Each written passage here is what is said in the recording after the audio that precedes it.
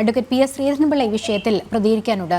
ശ്രീധരൻപിള്ള, ഇപ്പോൾ MTക്ക് പിന്നാലെ എഴുത്തുകാരൻ M മുകുന്ദൻ ഇത്തരത്തിലൊരു വിമർശനവുമായി, രാഷ്ട്രീയ വിമർശനവുമായി കേരള ലിറ്ററേച്ചർ ഫെസ്റ്റിവൽ വേദിയിൽ അദ്ദേഹം പറഞ്ഞിരിക്കുന്നത് കിരീടങ്ങൾ വാഴുന്ന കാലത്താണ് നമ്മളുള്ളത്, വോട്ട് ചെയ്യിച്ചവരുടെ പ്രാധാന്യം അടയാളപ്പെടുത്തണം, പാർട്ടിക്ക് വേണ്ടത് രക്തസാക്ഷികളെയാണ് എന്നുള്ളതാണ്. ഇന്ന് CPM സംസ്ഥാന സെക്രട്ടറി മാധ്യമങ്ങളുടെ ചോദ്യത്തിന് മറുപടിയായി വീണ്ടും ഈ പിണറായി വിജയൻ സൂര്യനാണ് എന്നൊക്കെ പറയുന്ന ആ വ്യക്തിപൂജയെ ന്യായീകരിക്കുന്ന ഒരു മനോഭാവം കണ്ട് തൊട്ടു പിന്നാലെയാണ് ശ്രീ M മുകുന്ദന്റെ അതിരൂക്ഷ വിമർശനം.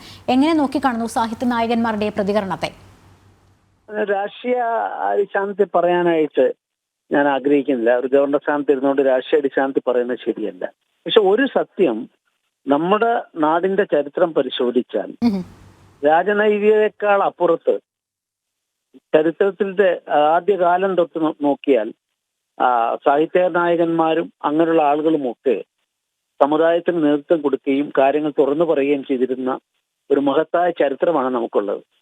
ആ ചരിത്രം ഇപ്പോൾ ഉദാഹരണം എഴുത്തച്ഛന്റെ തൊട്ടു മുമ്പ് കേരളം സാമൂഹികമായി ഏറ്റവും വലിയ അപജയത്തിലേക്ക് ആണ്ടുപോയ അവസരത്തിലാണ്.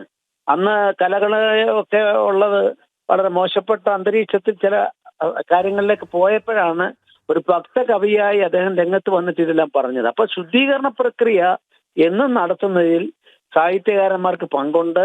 എഴുത്തുകാരാണ് എന്നും വഴികാട്ടികളായ രംഗത്തുണ്ടായിരുന്നത്. ഇപ്പൊ നമ്മള് ഷേക്സ്പിയറെ പറ്റി ചോദിച്ചാൽ നമുക്കെല്ലാം അറിയാം. ഷേക്സ്പിയറുടെ കാലത്തെ ഭരണാധിപൻ ആരെന്ന് ചോദിച്ചാൽ അറിയാവുന്ന എത്ര പേരുണ്ട് നമ്മുടെ കൂട്ടത്തിൽ? ആരും ഉണ്ടാവില്ല. മിക്കവാറും 90% ആർക്കും അറിയലുണ്ടാവില്ല. അപ്പൊ അങ്ങനെയുള്ള സാഹിത്യമാണ് കാലദേശങ്ങളെ അതിജീവിച്ച് വഴികാട്ടിയാവേണ്ടത്. പക്ഷേ കേരളത്തിന്റെ പ്രത്യേക സാഹചര്യത്തിൽ അഴീക്കോട് സാറിന് ശേഷം, ഞാൻ അഴീക്കോട് സാറിന് അതിൽ 100% തുറന്നു പറഞ്ഞ് ഒരു വിമർശകന്റെ റോളിലേക്ക് അവർ വരുമായിരുന്നു. ഇപ്പോ വീണ്ടും MTയുടെ ഈ പ്രസ്താവനയോടുകൂടി ആ ഒരു ഇതുണ്ടായിരിക്കുന്നു. തീർച്ചയായും അത് സ്വാഗതാർഹമാണ്.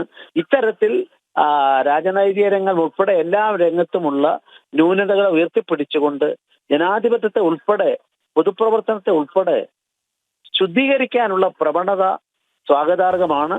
ആ നിലയ്ക്ക് MTയും ഇപ്പോഴ് പറഞ്ഞു എന്ന് താങ്കൾ പറഞ്ഞിട്ടുള്ളതുമെല്ലാം കൂട്ടി വായിക്കുമ്പോൾ നല്ല ഈ നെഗറ്റീവിസത്തിൽ ഇല്ലാതായിക്കൊണ്ടിരിക്കുന്ന കേരളം, എല്ലാം നെഗറ്റീവിസമാണ്. പോസിറ്റീവിസം ആര് പറയുന്നു? പോസിറ്റീവിസം പറഞ്ഞ ഒരു വാർത്തയാകും ഈ കേരളത്തില്. അപ്പൊ അങ്ങനെയുള്ള ഒരു അധപ്പതനത്തിന്റെ നെല്ലിപ്പലകയിലേക്ക് എത്തുമ്പം ഇത് ഒരു ഉയർത്തെഴുന്നേൽപ്പിനുള്ള പോസിറ്റീവിസം, സർഗാത്മകതയിലൂടെ മനുഷ്യനെ വാർത്തെടുക്കാനുള്ള ശ്രമത്തിലേക്കുള്ള ഒന്നായി ഞാൻ കാണുകയാണ്. നിഷേധാത്മകതയല്ല വേണ്ട, സക്രിയമായ സർഗാത്മകതയാണ്.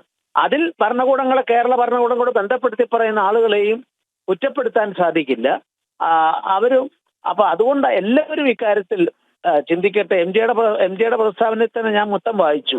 അതിൽ പറയുന്നുണ്ട് MLA മാർ MP മാരെന്നൊക്കെ പറഞ്ഞ് കേരള സാഹിത്യത്തെ പറയുമ്പോൾ എല്ലാവരെ കുറിച്ചും അത് എല്ലാവരും ചിന്തിക്കേണ്ട വിഷയമാണെന്ന് ഞാൻ തറപ്പിച്ചും പറയാൻ ആഗ്രഹിക്കുക.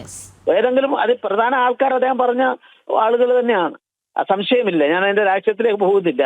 പക്ഷെ അങ്ങോട്ട് കൊടുക്കുന്നവരുടെ രാഷ്ട്രീയം, എല്ലാം അങ്ങോട്ട് സമർപ്പിക്കുന്നവരുടെ രാഷ്ട്രീയം ഇന്ന് കണക്ക് പറഞ്ഞ് ഇങ്ങോട്ട് വാങ്ങുന്നവരുടെ യശപ്രാർത്ഥികളുടെ രാഷ്ട്രീയമായിട്ട് മാറുമ്പോൾ അതല്ല, നമ്മുടെ രാജ്യത്തെ ജനങ്ങളാണ് പരമാധികാരികൾ.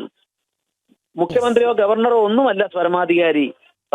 പാർലമെന്റ് അല്ല, സുപ്രീം കോർട്ടല്ല, ജനങ്ങളാണ്.